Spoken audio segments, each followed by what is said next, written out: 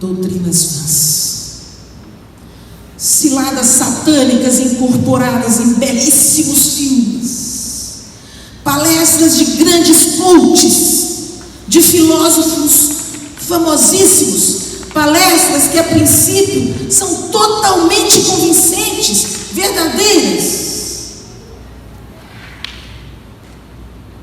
Jogos, todo tipo de entretenimento que cabem aqui, ó, todo mundo tem, até menino pequeno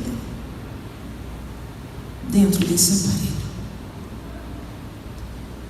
Eu comecei o sermão dizendo que não conseguiríamos falar de todos os ardis de Satanás, mas ele inventou um jeito de colocar todos os seus ardis, belíssimos, maravilhosos, dentro desse pequeno aparelho. Cabe tudo aqui. Por isso que é muito comum nós vermos nas esquinas, nas reuniões, né? Nós vemos órfãos de pais vivos, completamente absortos nesse pequeno celular. Pais que não têm tempo para interagir com seus filhos, viúvas e viúvos, de homens e mulheres completamente absorvidos pelo espaço da internet, o chamado cyberspace, né? Cyberspace, multidões, verdadeiros zumbis virtuais. E o que dizer para essas pessoas, queridos?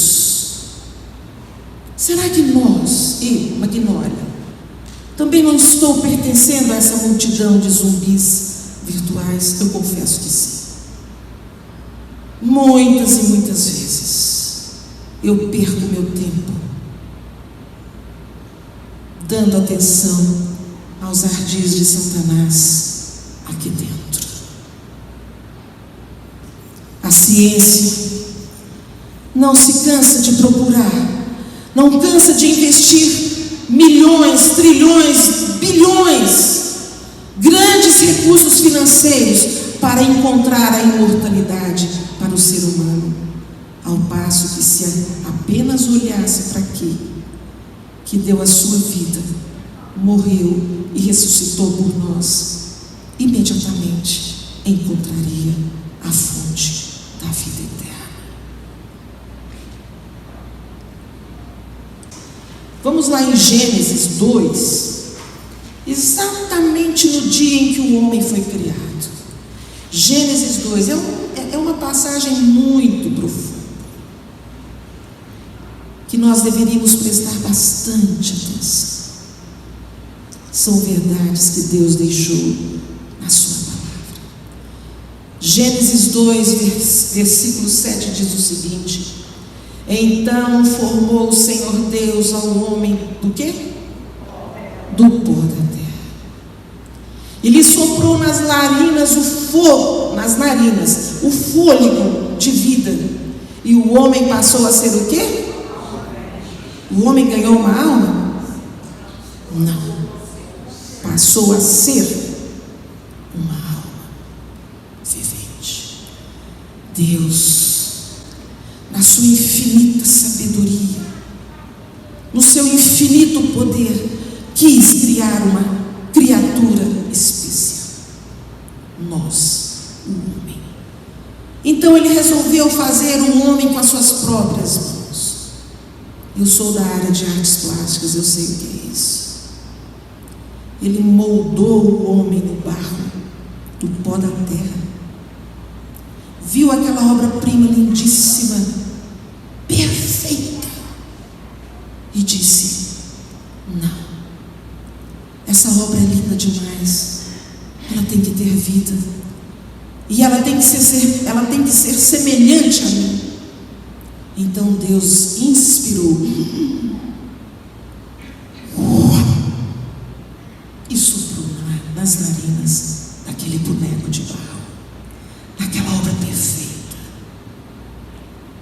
E ali numa forma simples, como simples é o amor de Deus.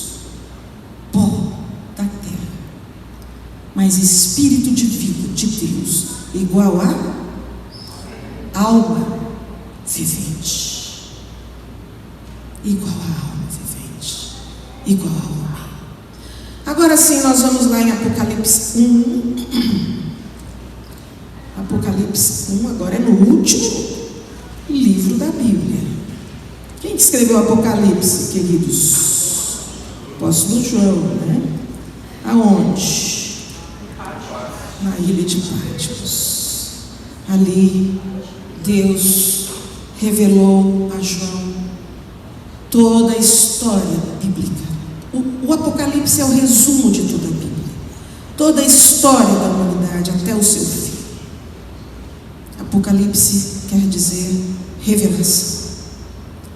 Em Apocalipse 1, versos 17 e 18 diz o seguinte: João falando, quando o vi, caí a seus pés como morto, porém ele pôs sobre mim a mão direita, dizendo: não temas, eu sou o primeiro e o último. Quem é o primeiro e o último?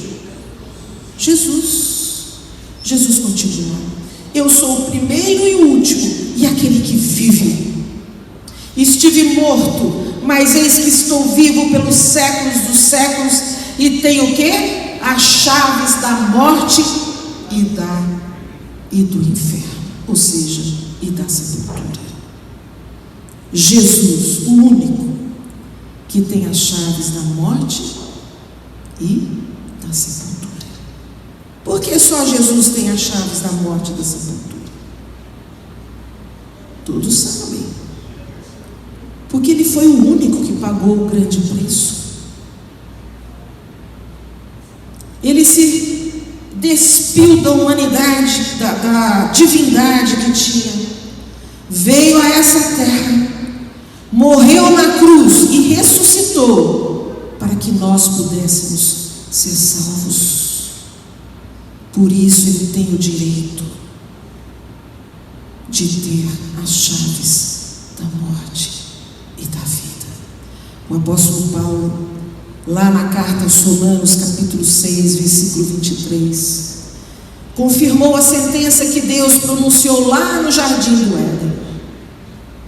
O salário do pecado é a morte, mas, esse mas significa esperança. O salário do pecado é a morte, mas o dom gratuito de Deus é a vida eterna em Cristo Jesus, o nosso Senhor.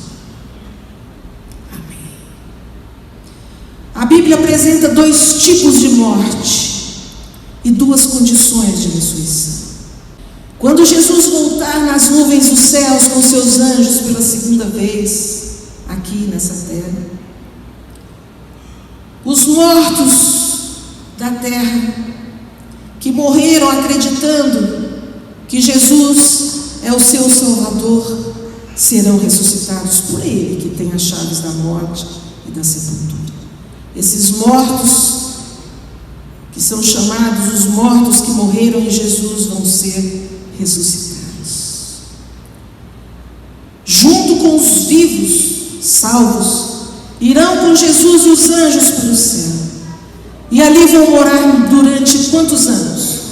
1000 anos. Está na Bíblia. Depois a gente fala sobre isso, uma outra ocasião.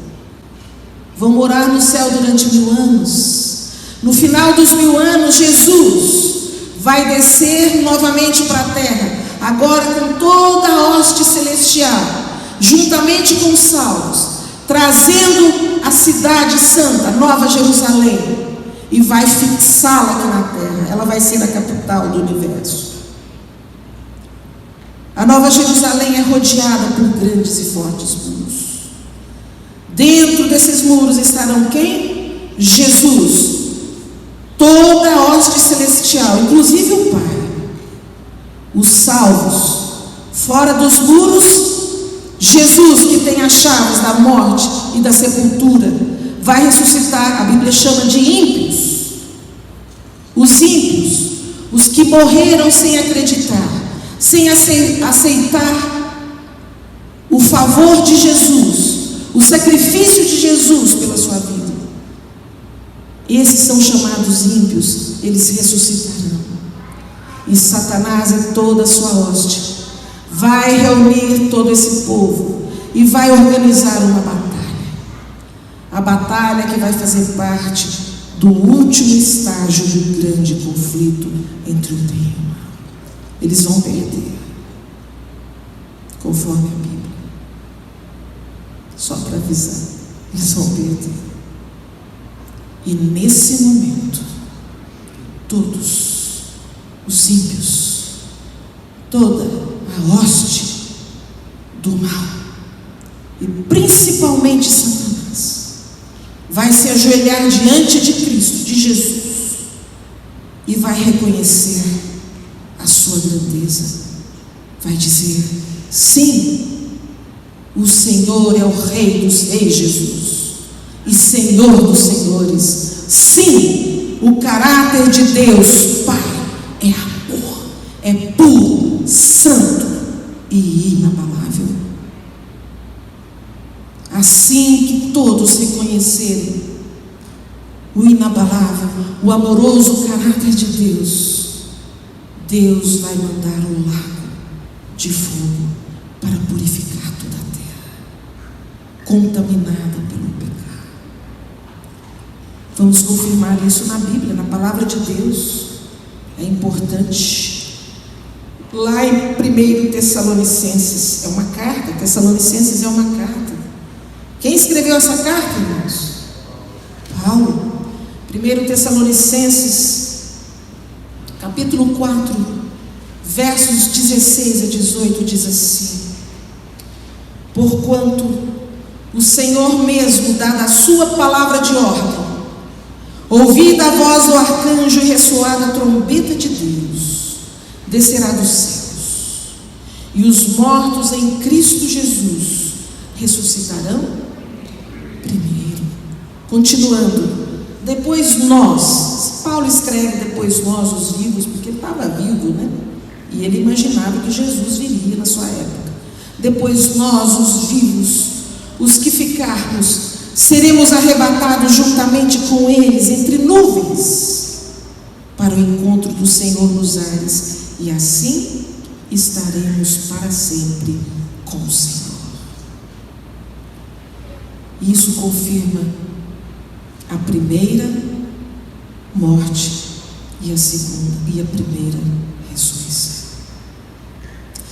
Vamos para Apocalipse novamente.